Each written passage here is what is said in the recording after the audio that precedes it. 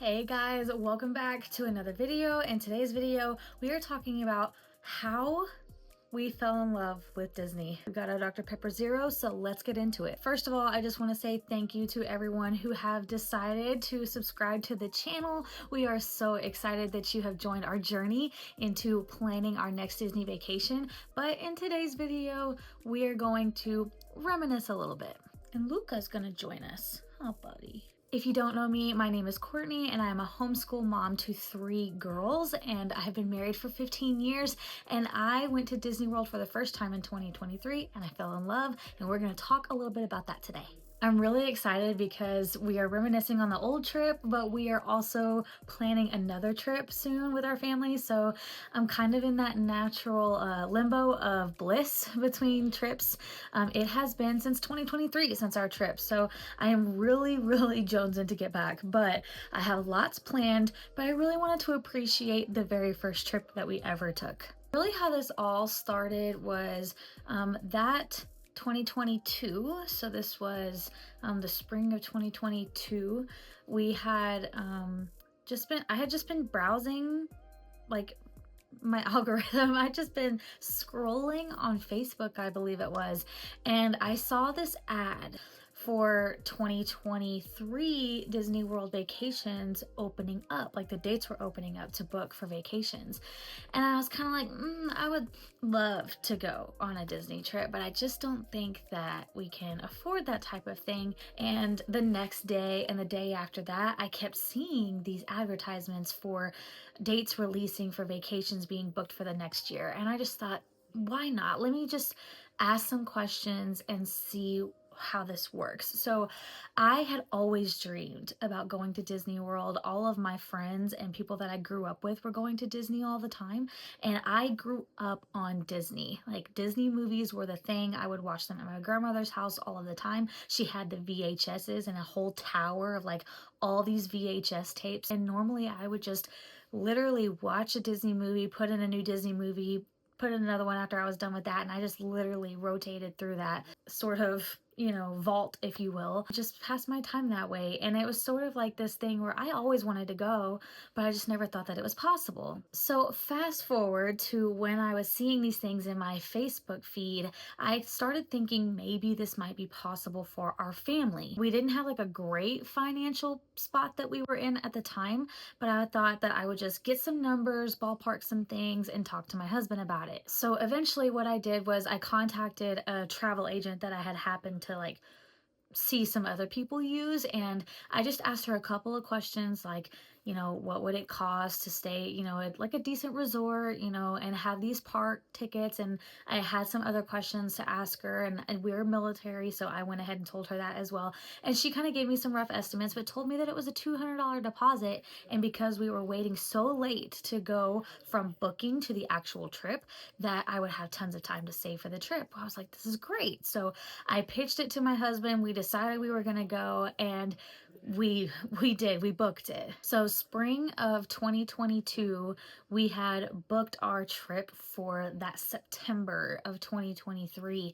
So needless to say, I was so excited. We ended up booking Disney's Riviera Resort, which is one of the newer resorts. It's one of the most expensive resorts to stay at, but I will say, just as a beginner Disney goer and someone who loved Disney but like didn't really know how to budget or like save for Disney actually, I'm so glad and I don't regret staying at one of the more expensive resorts, because it really just made that magical touch to our trip that I didn't expect. Now, don't get me wrong, you can still have a very magical vacation if you're staying at a value or a moderate resort, or even staying off property. However, I knew that I wanted to stay on property. It was great for adults and kids, and I was cool with value resorts, so that's what we went with. But I have a large family, I have 5 people, so I definitely needed a bigger room. And the suites over in the value resorts just really weren't appealing to me at the time. But there are a couple now that I guess I missed the first time that I love, and I would definitely want to stay in eventually. But the Riviera was just, gosh, it was just beautiful, and I'm so glad that we ended up booking it. I ended up getting a 1-bedroom villa at the Riviera Resort in September, and it was phenomenal. We ended up planning and saving for that year and a half, and I will tell you, that is one of the hardest, most disciplined things I think I've ever done, is stick to planning that type of vacation. That kind of vacation takes planning. If anyone has ever told you that you can go to Disney for that long, especially if it's your first time and it's on a whim, they're lying. They're lying to you. You really need to do a little bit of research and plan, at least like loosely plan your days of your vacation, because it really is going to make all of the difference. If you at least have something, like one thing planned, so say if you plan a character meal for one day and you know you're going to book this lightning lane for the next day, and then maybe it's, oh, I know I want to go see the Lion King show. Those are like pillars, like those concrete pillars of your plan for your trip, that if you at least did that, would be just a great day. You would call that a win. The planning process of a Disney trip can be daunting, but if you take the time to consume some information first and then sit and make your plan, especially as a family, depending on what your family likes, what your family's into, those are really going to be the things that make your trip special, especially if you're doing it catered to the things that interest you. In the Shepherd household, there's really not a whole lot that is not part of our interest when it comes to Disney. We love Star Wars, we love the characters, we love princesses, we love Mickey and Minnie, we love it all. I knew we had a pretty solid budget to be working with when it came to dining and meals and things like that, but I didn't want to overspend in the character meal department, so we only picked one character meal. So I kind of based that off of our week-long trip, off of that plan of where we wanted to eat and where we were going to be. So it really made planning the trip from day to day really easy. I started with the pre and post days, so the day before and the day after, and then I started planning the days that we actually booked theme parks for, or the resort stay, if we'd had like a pool day or something like that planned, and what we could do if we went to Disney Springs. So in the planning process, when you are trying to find where you want to eat, like what the menu looks like, where is the restaurant at, what characters are going to be in this area or even at this restaurant. So that was a really fun part of planning the trip, and I think people really leave this out. People really gatekeep this, but I love planning the trip in rides as well. We would actually plan what rides we wanted to hit, like that we knew that we wanted to go on, by watching ride POVs on YouTube. And this is a pro tip. If you have littles, watching those rides beforehand is really going to help you out. One, normally height requirements for rides are posted online too, so you can really gauge if your toddler, to 5, 6, or 7-year-old is even tall enough to ride the ride. And then I even opted out of rides because I knew it would be too scary for our toddler at the time, and she just would not want to go on those. We actually went on the trip. All of the planning, all of the late nights of reassessing our plan, what we wanted to do, maybe even canceling some reservations, it really just all came to a full circle moment. The moment we landed in Orlando, it was like we walked into a dream. We walked into the Riviera. It just felt like home. It smelled so good. Our flight was great. Our transportation was great.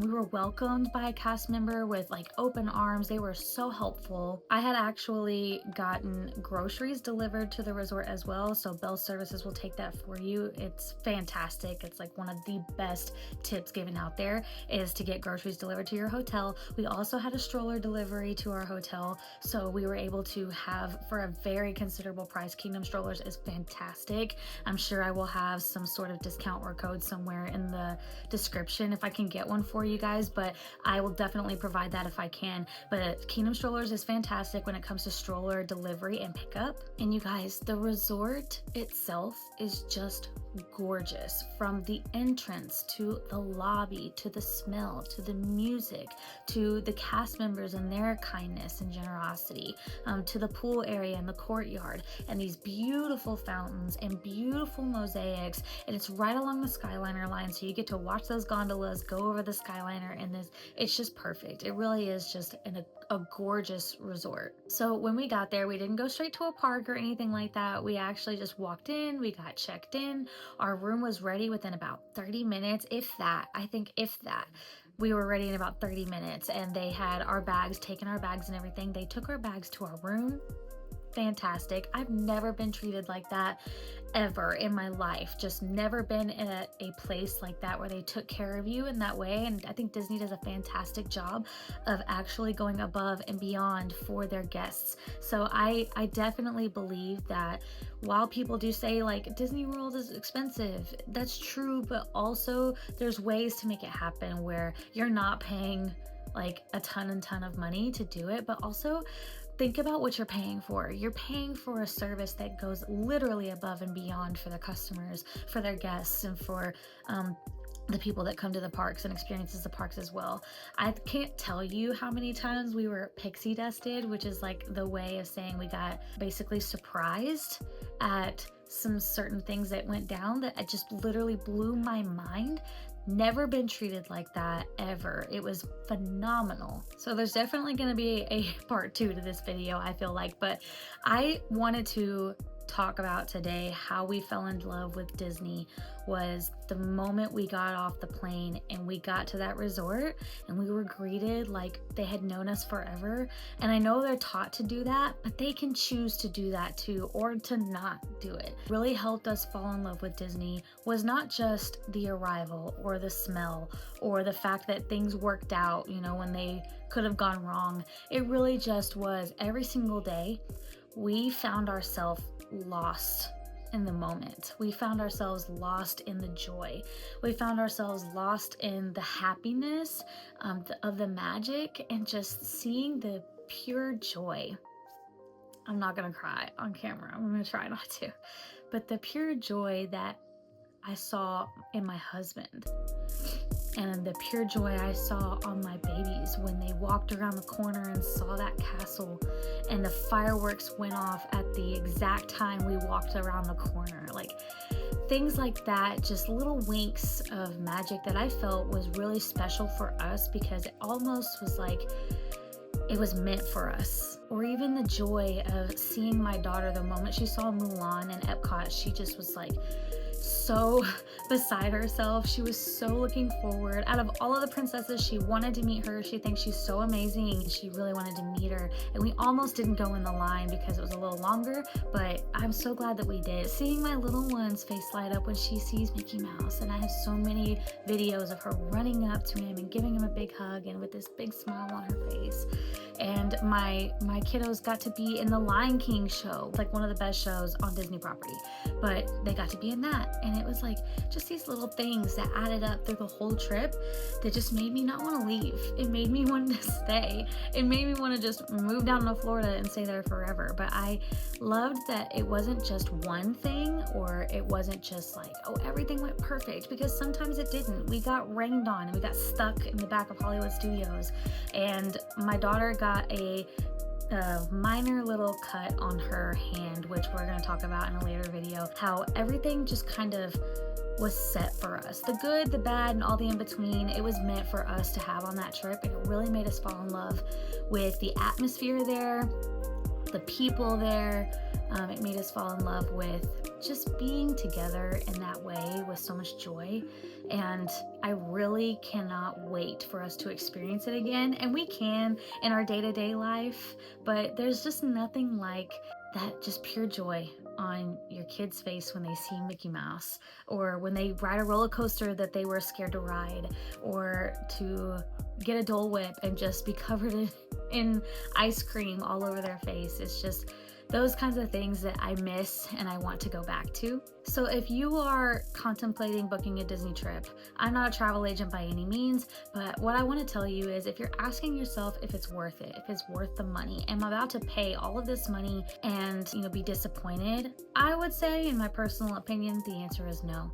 You're getting what you're paying for. You're gonna have a great time no matter what, as long as you come with tons of grace, pack your patience, and you remember why you're there. You remember why you worked so hard to get to that trip. Whether you're saving for it every single month or you are just paying for the entire thing in full, remember, like, your hard-earned money is going towards a lifetime of memories. My kids still talk about that first trip. They still remember very intricate details. They still remember the joy they felt when they rode their first big roller coaster. And I just can't express enough how much those memories are going to mean everything to you.